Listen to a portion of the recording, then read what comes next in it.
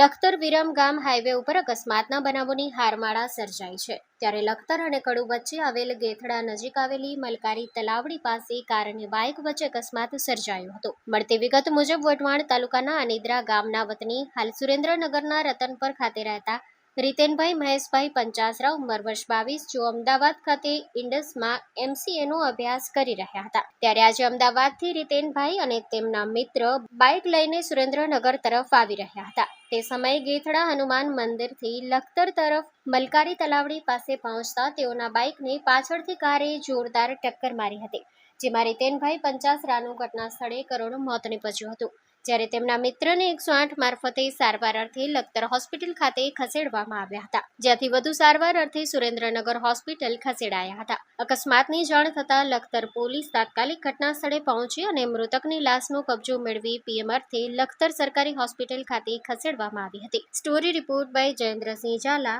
Surendranagar.